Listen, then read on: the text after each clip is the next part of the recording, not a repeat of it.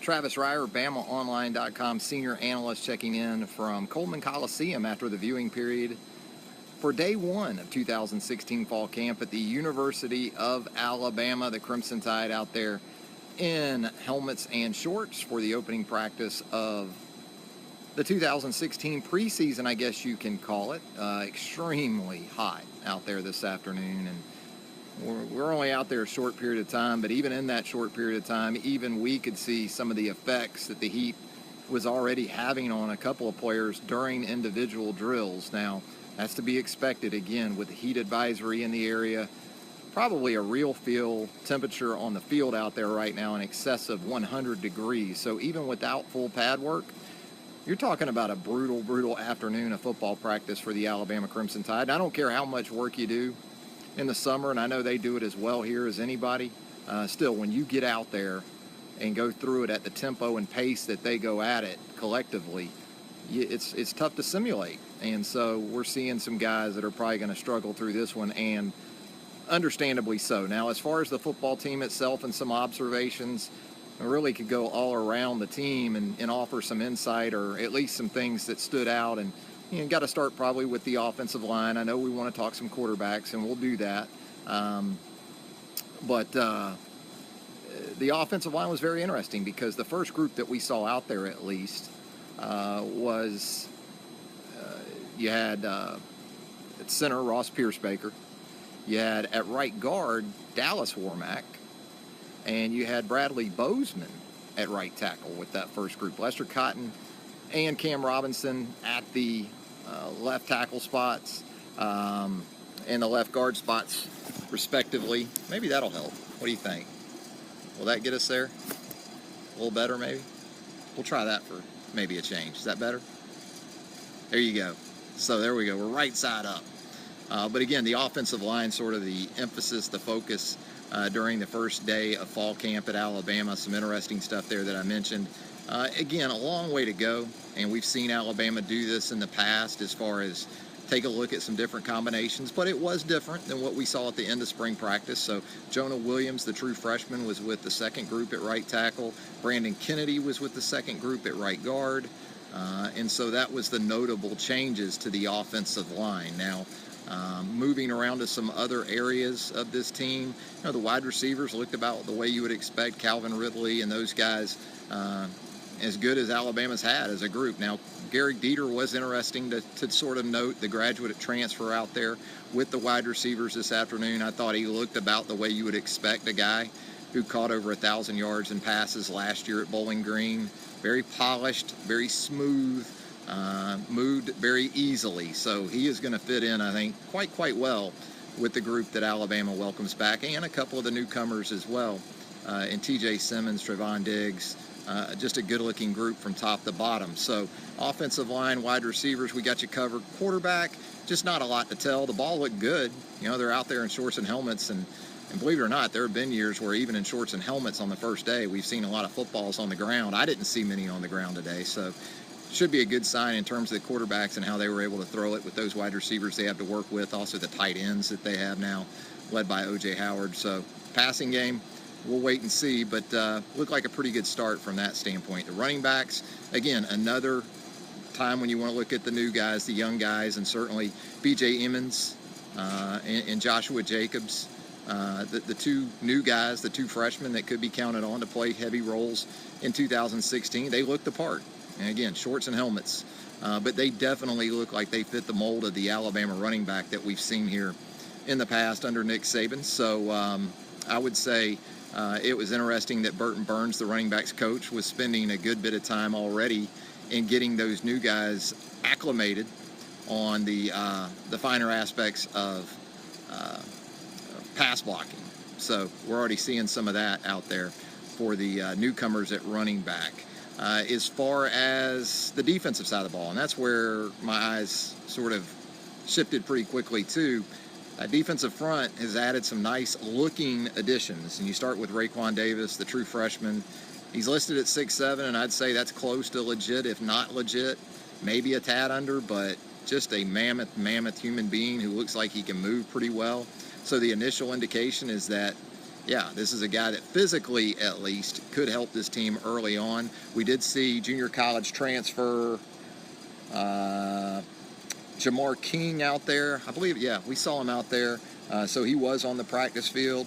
Quinnen Williams, the other true freshman that was out there. A guy that's probably going to maybe need a little more time physically, but something to work with. Sort of reminded me of Damian Square. Maybe it was the number 92, but I kind of got that feeling from him a little bit. When you also talk about the returning guys, it was what you would expect in the top three or so with Deron Payne, Dalvin Tomlinson, and also Jonathan Allen. So no surprises there as a group. But a good-looking group in the front seven, the two true freshman linebackers on the inside.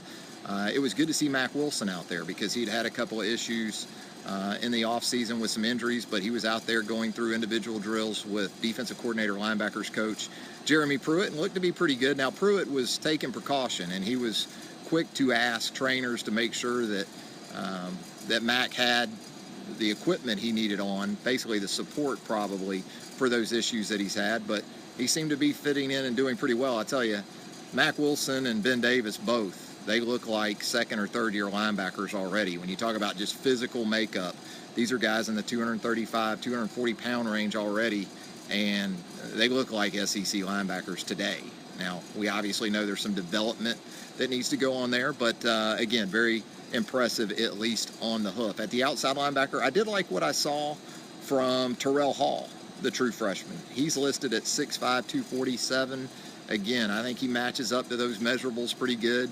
Another guy that's physically mature beyond his years, like Ben Davis, and also like Mack Wilson. So I would say with those three freshman linebackers that we saw out there today, Alabama did pretty well in landing those guys. As far as physical talents go, they certainly look like guys that can play in the Southeastern Conference, and not just in the Southeastern Conference, but at a very high level. So impressive stuff from the three freshman linebackers.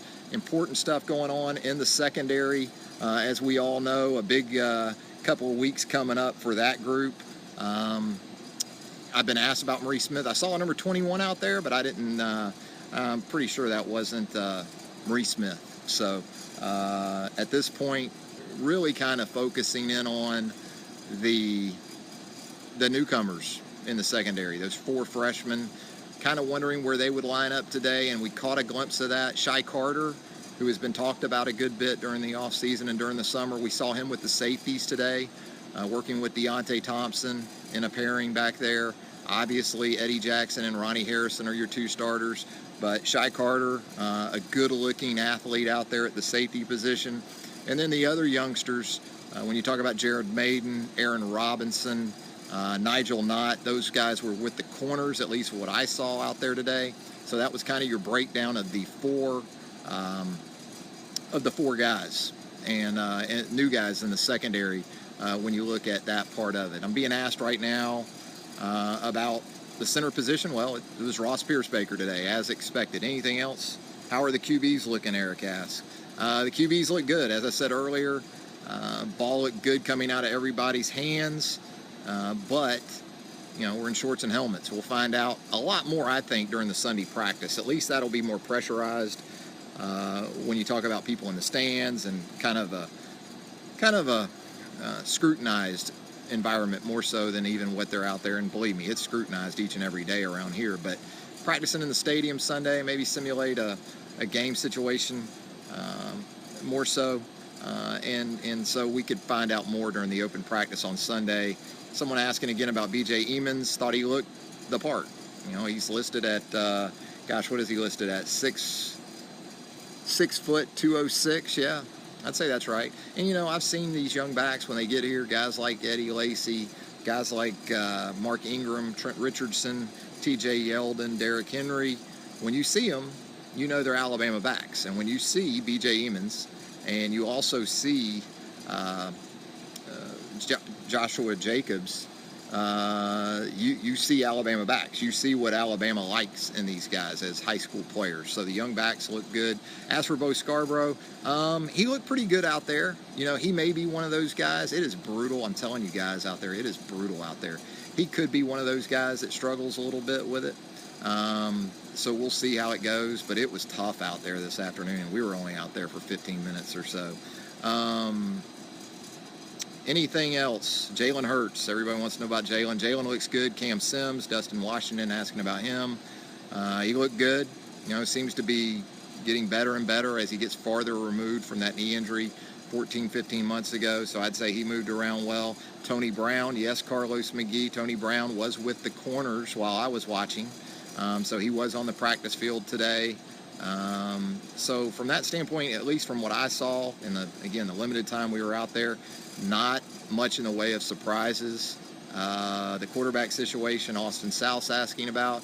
Gonna have to check back in a few days. Really need to see what they can do over an extended stretch before we start to make maybe some hard and fast determinations. Bo Scarborough, again, he's out there. Looked pretty good. Again, heat is an issue today. We'll see how he holds up with it. He's a big guy, and he's asked to do a lot of things. John Huddleston's asking about Bozeman. Yes, as we said earlier, saw Bradley Bozeman working with the first group at right tackle. That was a little bit of a surprise, with Dallas Warmack working at right guard. So there you go. That's about all we've got for the opening practice of 2016 fall camp. Things like leadership, things like chemistry.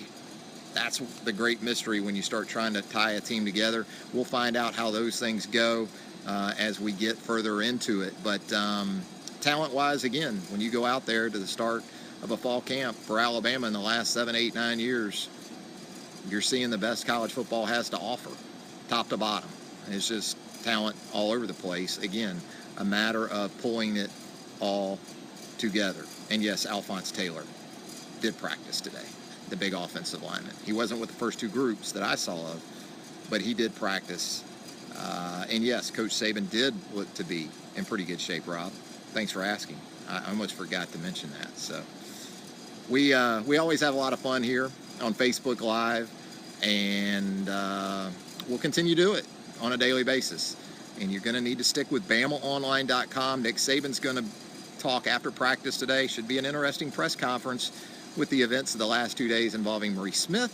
So we'll see what Nick Saban has to say here in an hour or so. Charlie Potter is going to have a practice update for you if it isn't up already. Charlie does a great job of that. And I'll have some other stuff on the site coming up later tonight as well. So, reminder, keep it on BamaOnline.com. Travis Reier, senior analyst, thanking you for checking in with us here in the nice, cool Coleman Coliseum, which is getting ready for graduation. They got the stage up, chairs are set. It's about to go down.